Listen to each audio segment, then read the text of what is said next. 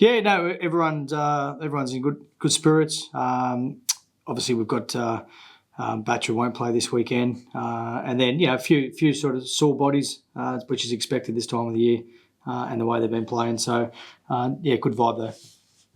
Yeah, in terms of those who obviously missed out last weekend, Oliver Gildart, I guess, was the sort of standout. What's the current situation with him? Yeah, we just got to wait and see with Gilly. He's got to go to a specialist before we get the all clear. So he's got that appointment tomorrow, and then we'll know either way. I mean, that clutch of 3/4 of almost at times, just with those kind of unfortunate things such as injuries, have been a little bit of a revolving door, haven't they? But they've all come in, they've all slotted in, whether it's Tom Opacek, whether it's Jack Broadbent. Is that ability to just slot players in must be really kind of a bit of a blessing as a coach, really. Yeah, that's what we strive for as a club, is to make sure, I mean, other clubs talk about it, but that next man up mentality, that they come in and do the job that's expected. And like you said, there's players that have come in and certainly done a job for us. Jack did a job last week, and if when Tom's getting opportunity comes again, he'll do the job again. As will Gilly when he comes back. So it's we train a certain way. Players know their roles and understand what's required. When they do get the opportunity, and it's up to them to take the opportunity. I guess in terms of the rest of your team, you've enjoyed a bit of continuity of late, haven't you? And obviously that makes it difficult for certain players who can't get in. But having that continuity, how important is that in terms of building something towards the back end of the year? Yeah, it's extremely important. It's what every team strives for. Having the ability to be able to pick a 17 out of 30 odd players, which very rarely happens because of obviously the long season. And we've been in a position to be able to do that. There's always we've always spoken about having competition for spots, and when you've got that throughout the season, it's only a positive. And I believe it's a positive. Certain players don't handle that, and they go the other way. But the ones that do sort of lean into it and fight for their spot are the ones that you sort of want your team towards the back end. So it's never easy picking a team. It's never easy telling a player that he's not in. But it's what they do at training and how they respond and what their next action is. And I do have to say, our squad are very good at that. No matter who doesn't play and who does play, and vice versa the week after, they think about their teammate first. And I guess, obviously, with Batch, as you say, being suspended for this one, that does open the door for somebody. And I presume you'll have plenty of options to pick from that department. You're sort of well stocked in the back row, aren't you? Yeah, we are. It's probably the area that we need to grow in terms of depth. But yeah, we've still got some very good options. There's no doubt about that. And the players that get called upon will do the job for us. So. Missing Batch again this week. He was out for a while with injury.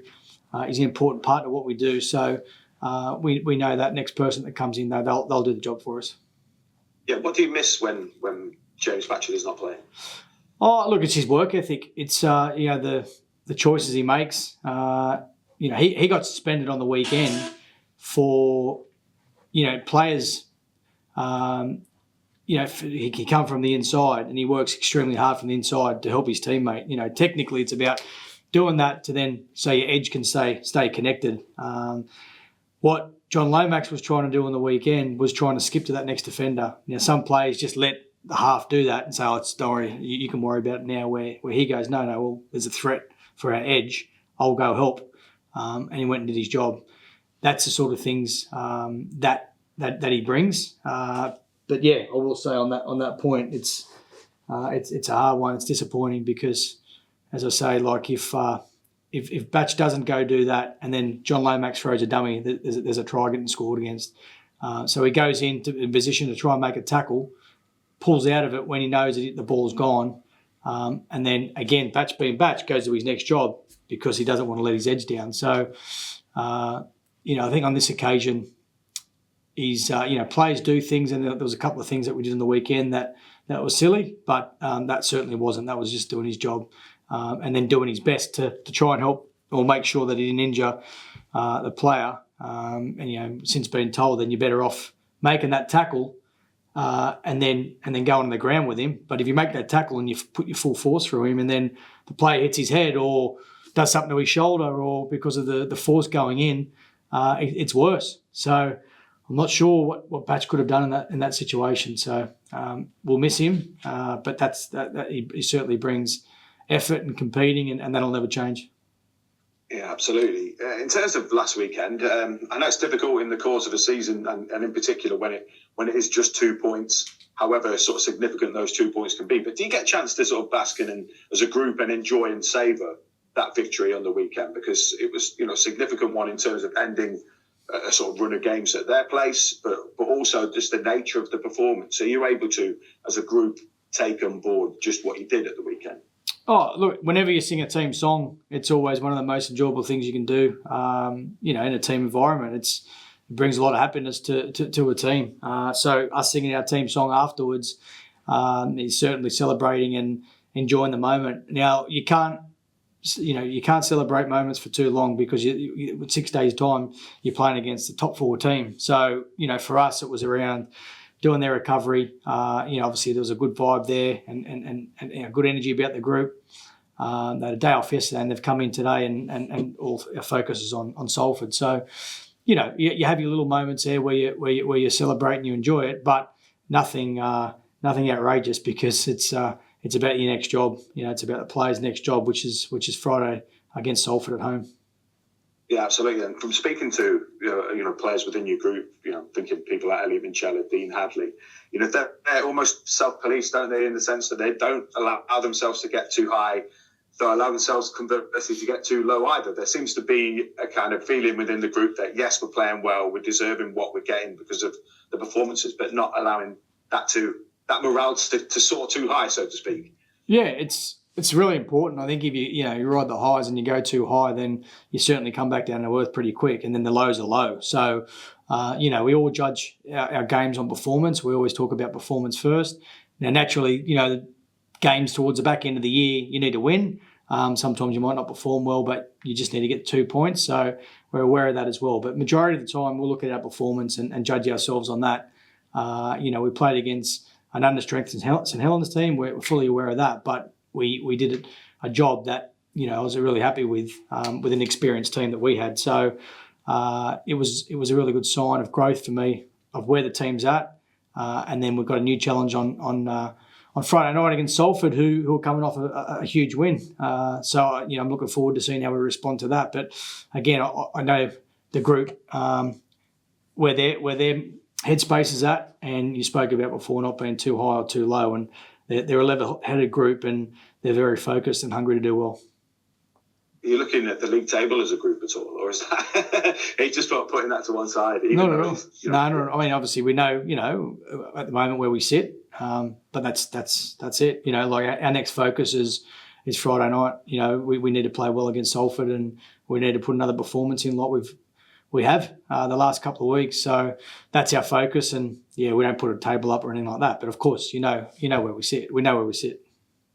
Are they a tricky team to review, Salford, Willie? Just because sometimes they can be a bit unorthodox, can't they, in their approach? Are they a tricky team to review? Yeah, well, they're the type of team, they're going to throw every shape at you. So you need to sort of narrow focus on, okay, what are the main sort of threats coming? Because they'll throw different things at you that we haven't trained for or we haven't seen. But certainly our systems hold up to the majority of what teams throw at us. So what we do is just focus on, we'll come up with a plan on how we want to attack and play against them, and obviously we'll look at their trends and threats and what they'll do with the ball. But it always comes back to what we can control and what we do well. So that's always our previews and what it looks like. Like you say, Salford's a team that'll throw many different shapes at you.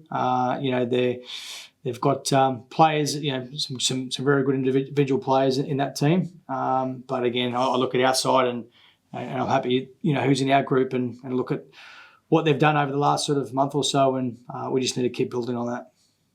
Yeah, I mean, obviously you've got a three-quarter line, which is, really impressive. So if they haven't they, and in Tim Laffey and Nelly McDonald, if they play, of course, then there's always that sort of offload threat, isn't there, and the size threat as well. Yeah, they're a handful. There's no doubt about that. They move the ball to their centres a lot. That's their threat. That's their main sort of threat in terms of either kicking towards McDonald, otherwise, getting early ball to those guys and their offloads and what they do off the back of that. Sneed's kicking game's very effective. So, yeah, you know what's coming against Salford. But as I said, there'll be also some things there that we haven't seen before, or may not have seen before. So again, our system holds up to most things. Does Joe Burgess have any inside info for you? I mean, I guess things change very quickly in rugby league, don't they? But he'll be familiar with quite a lot of those guys. Clearly, yeah. So. We've played them twice now, so as I say, the coaches put together a lot of the clips and video, and then the players will talk off the back of that. So. Like Joe's vocal when he needs to be, and we've, as I said, we understand what's in front of us this Friday night. We more so look at ourselves. Yeah, just in terms of your team, obviously I think it was Kalepi Tangano got his 10th try of the season at the weekend. I think there's 6 players within your team that are now in double figures. So having that wealth of players who could turn up and jag you a 4-pointer, I mean that just must be fantastic because. Getting tries across the team is almost the dream, isn't it? Yeah, it is. We set up a framework with our attack that's not predictable. We want to be able to play, I know it's cliche, but eyes up, play what's in front. So we promote that internally, and the players are doing that. Our halves are connected extremely well. Both centres are getting some ball. Our right edge was lethal on the weekend, but then. The week before, there was a back rower playing in the centres, and they identified that, and then that back rower went over the other side, and then the left-hand side identified that as well. So there's a really good balance and understanding of how we want to play, and we don't want to be a team that's predictable. But what I'm enjoying about it, there's an element of discipline inside of that. They play with their freedom, but there's discipline as well inside of what they're doing. And lastly, from me, just getting back to Craven Park again, and that atmosphere and those huge crowds. You don't need any greater kind of incentive really to run out than that, do you? No, not at all. Looking forward to coming back. And again, it'll be another full house, which is what the players love. There's no better feeling than coming back home, and there's always a buzz around the ground, and we want that on Friday night. We want it.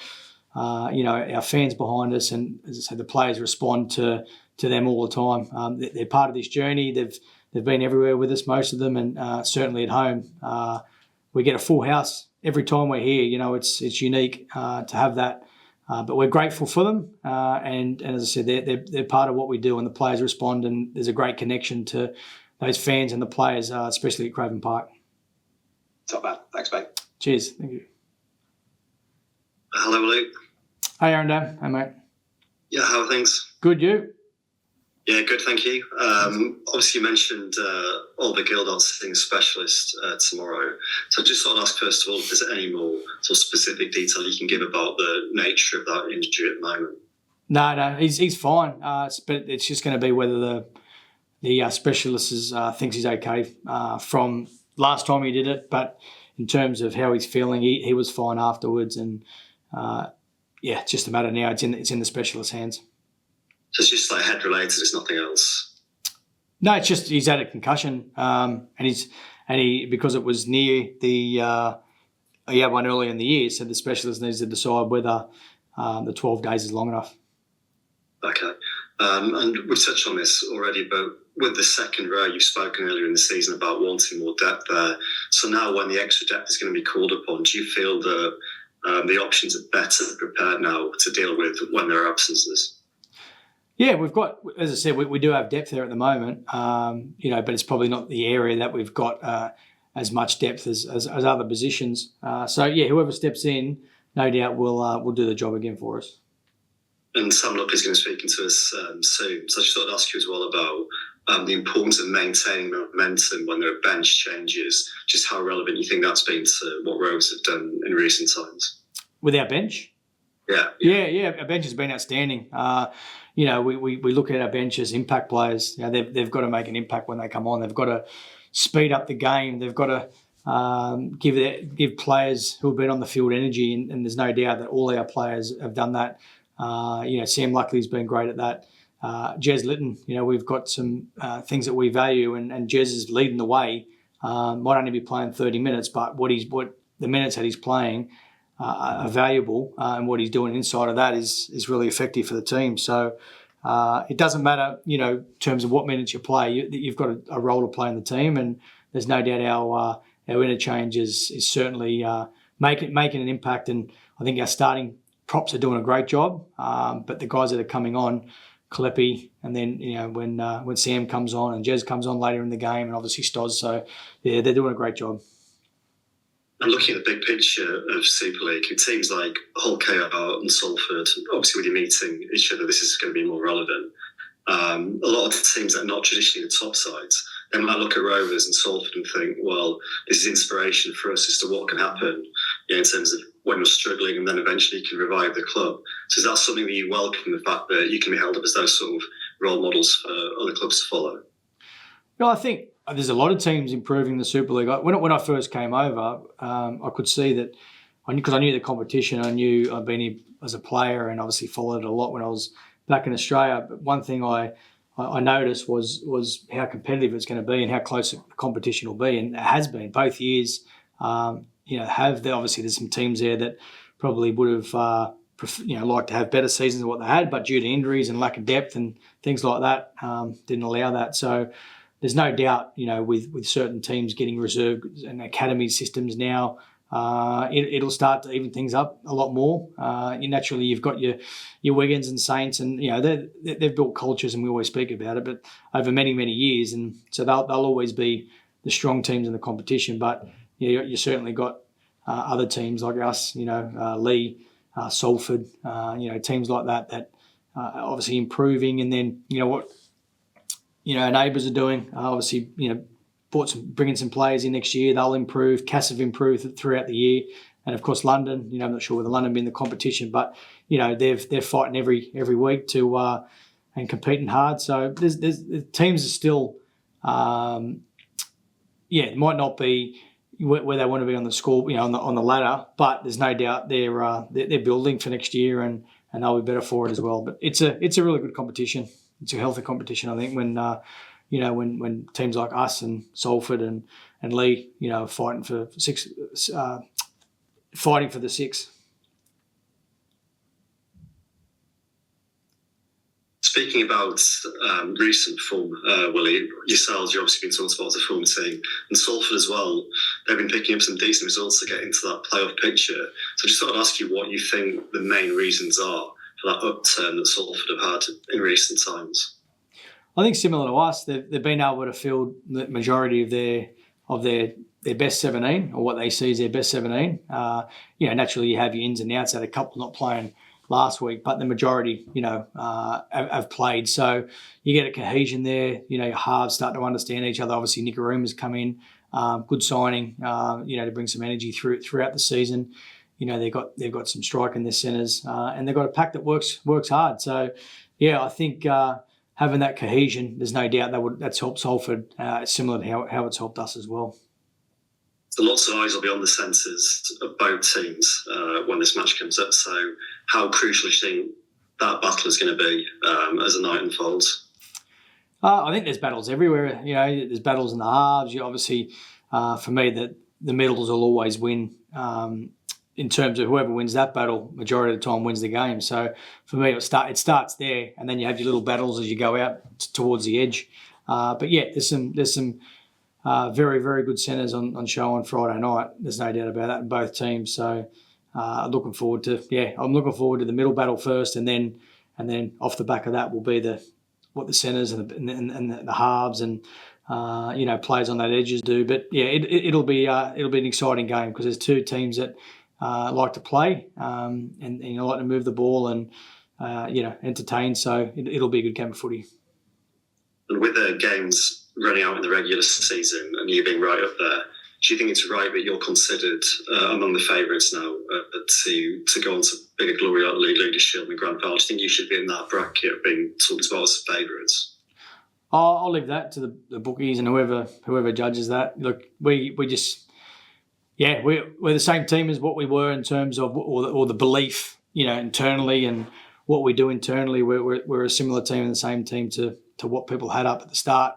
So that doesn't change for us. But other people's opinions, then that's what makes the game exciting, and the fans, excited about where your team can go. So, we just head down and focused on Friday, and then we'll see where we are after Friday night. And we've got 3 games to go off the back of that. But the most important game for us is Salford. And you've spoken a lot about consistency, and that's been reflected in your team selections with a lot of consistency in a lot of areas. So just looking at the final few games, you've also spoken on managing minutes in the past.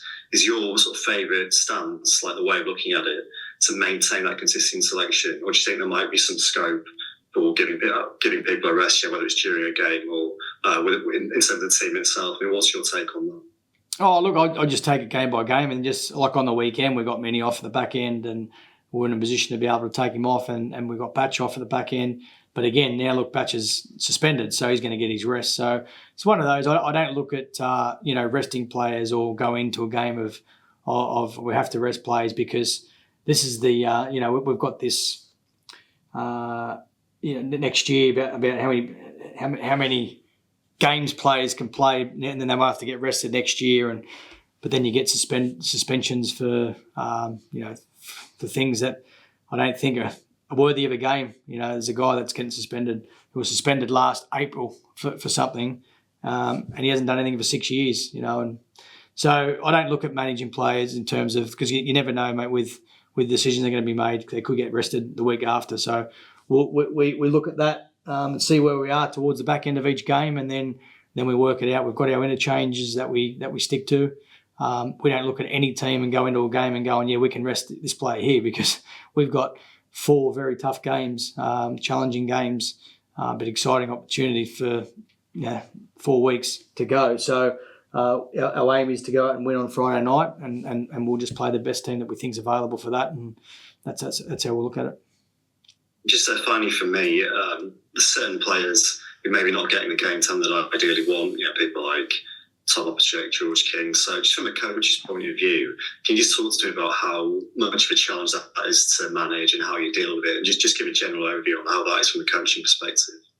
Yeah, it's never nice. You don't enjoy that side of it, not telling a player that he's not playing. But I will say, decisions are made. We've got a number of coaches that help make the decision, and then we base it around evidence. We base it around what they do at training, what they do in the games, how they are around the place, and who we're playing that week. So there's a lot of different factors that have gone into it.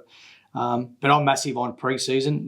Like a lot of the team that we sort of started with, or get an idea of who you think your 17 is going to be, is based around how hard they work in pre-seasons and things like that. But obviously in the season, so many different factors come into it. There's injury, suspensions, form, all that sort of thing.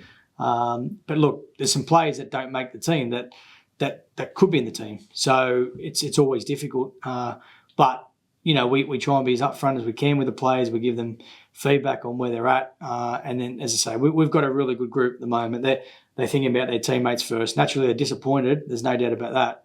And so they should be. But, they know at the moment where we're at in the season, the stage we're at in the season, that their teammates are, if they're not playing, then it's about preparing them. And then when they get their opportunity, it's about taking it.